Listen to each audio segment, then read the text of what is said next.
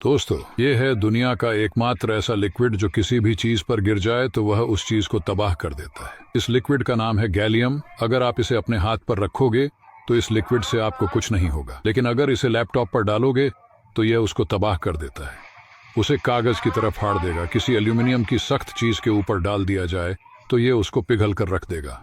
अगर soda can के ऊपर डालोगे तो यह उसका चूरा बना देगा और लॉक की तो धज्जियां उड़ा देगा।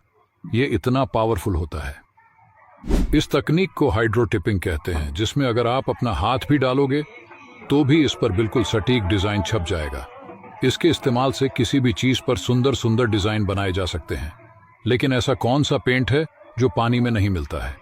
तो दोस्तों, इसे करने के लिए सबसे पहले प्लास्टिक की थैली जैसी दिखने वाली एक पेंट शीट को पानी पर बिछा जाता है।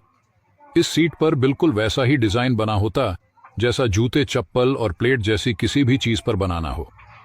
और फिर जैसे हम पानी में कोई चीज डालते हैं तो सारा कलर पानी की सतह से इन पर ट्रांसफर हो जाता है। इसीलिए इस तकनीक को वाटर ट्रांसफर प्रिंटिंग प्रोसेस भी कहा जाता है। लेकिन इसको ठीक से ना किया जाए तो सारा पेंट खराब भी हो सकता है।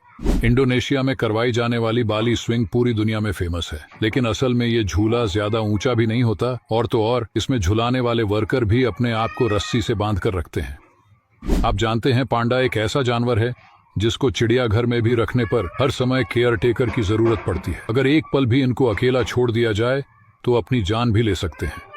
आखिर क्यों? चलिए जानते हैं। दोस्तों, धरती से पांडा की संख्या लगभग विलुप्त हो चुकी है। आज के समय सिर्फ चीन में 2 से 3 हजार पांडा बचे हैं। इनको इतना ज्यादा इसलिए पसंद किया जाता है क्योंकि ये क्यूट होते हैं, लेकिन असल में ये उतने ही बेवकूफ होते हैं। ये पेड़ की पतली टहनियों के ऊपर भी चढ़ जाते हैं जो इनका वजन नहीं उठा सकती।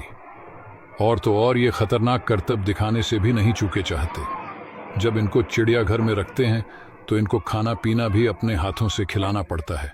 ये मांसाहारी जानवर है, लेकिन फिर भी बांस के पेड़ को सबसे खाना पसंद करते हैं। फीमेल पांडा साल में सिर्फ 2 दिन बच्चे पैदा करने के लिए तैयार हो सकती है। इसीलिए इनकी संख्या अपने आप ही खत्म होती जा रही है। क्या आप जानते हैं, इस आइस स्केटिंग डांस को सीखने में इंसान को सालों का समय लग जाता है। फिर भी कई बार बर्फ पर फिसल कर गिर जाते हैं। लेकिन नॉर्मल रोड पर चलने वाले स्केटिंग शूज की तरह इनमें कोई टायर नहीं लगे होते। फिर भी ये बर्फ पर इतनी आसानी से कैसे चलते हैं, चलिए जानते हैं। दोस्तों, इस डांस को अमेरिका और कनाडा जैसे देशों में सबसे पसंद किया जाता है। ये अपने जूतों की मदद से बर्फ पर पंखे से भी तेज घूम जाते हैं। कई बार तो व्यक्ति महिला को हवा में कई फीट ऊपर तक उछाल देता है, फिर भी इनका बैलेंस नहीं बिगड़ता है। आखिर इन जूतों में ऐसा क्या है जो इंसान के कितना भी झुकने पर नहीं फिसलते हैं? तो दोस्तों, ध्यान से देखने पर पता चलता है कि ये जूते नॉर्मल जूतों की तरह नीचे से चौड़े नहीं होते हैं, बल्कि नुकीले होते हैं, जिससे बर्फ में फंसकर आसानी से ग्रिप बना लेते हैं। और बर्फ पर पानी की परत होने की वजह से बिना टायर के भी आसानी से फिसल पाते हैं।